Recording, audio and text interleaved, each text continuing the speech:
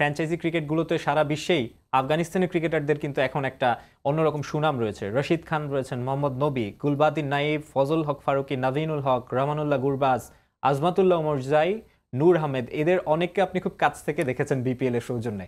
হ্যাঁ, আপনার দেখার তো সুযোগ আছে। দে আর অল আর ইন্ডিভিজুয়াল ট্যালেন্ট। এবং আপনি যদি আমরা যদি ফ্র্যাঞ্চাইজি ক্রিকেটের সব থেকে হাই ক্লাস দেখি তাহলে আইপিএল, এবং আইপিএল এর মঞ্চে দেখেন আপনি ওদের 8টা প্লেয়ার, বাংলাদেশের কিন্তু মাত্র একজন ছিল, বাট 8টা প্লেয়ার, এবং দে অল আর কোয়ালিটি।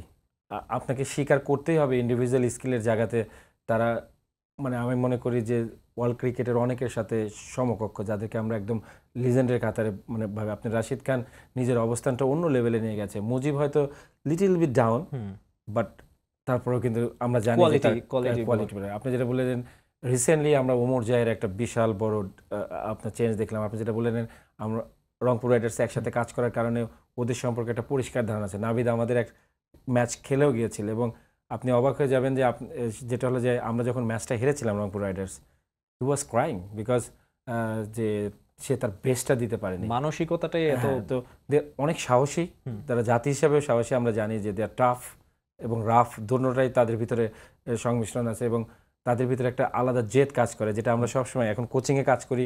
কোচিংয়ে আমরা সবসময় চাই যে প্লেয়ারটার ভিতরে ওই জিদটা কাজ করুক, যেটা তাকে সবার থেকে আলাদাভাবে নিজেকে প্রকাশ করতে পারে।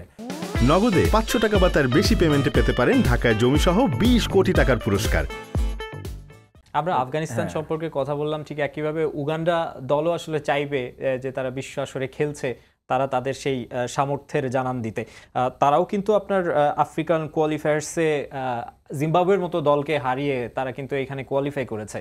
এবং এই উগান্ডা যদি তাদের সাহস নিতে চায়, আত্মবিশ্বাস নিতে চায়, 2009 সালে তারা ICC world cricket league division 3-র ম্যাচে আফগানিস্তানকে 14 রানে হারিয়েছিল। যদিও ইন্টারন্যাশনাল ম্যাচে তারা এখন পর্যন্ত আফগানিস্তানের মুখোমুখি হয়নি।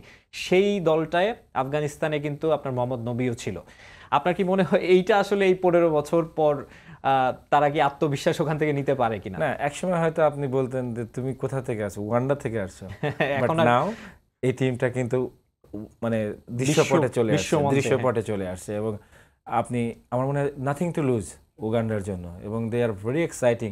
আপনি যদি দেখেন তিনজন লেফট আর্ম স্পিনার, এবং দে আর এনজয়িং। আপনি যদি তাদের জার্সির উন্মোচন থেকে শুরু করে মাঠের কালচারটা দেখেন, যে তারা কিন্তু কোনো প্রেশারে নেই, তারা এখানে এনজয় করতে এসেছে এবং খেলাটা উপভোগ করছে। এবং এরকম টিমে যদি একবার আপনাকে বাটে, মানে যেটা আমরা বলি যে যদি বাগে পেয়ে যায় যে কোনো কিছু, আপনি মিস্টেকটা আপনি ওদের সামনে, নামিবিয়া ওমান ম্যাচের মতো, যেটা আপনি দেখেন কি চমৎকার ম্যাচটা হয়েছে, কিন্তু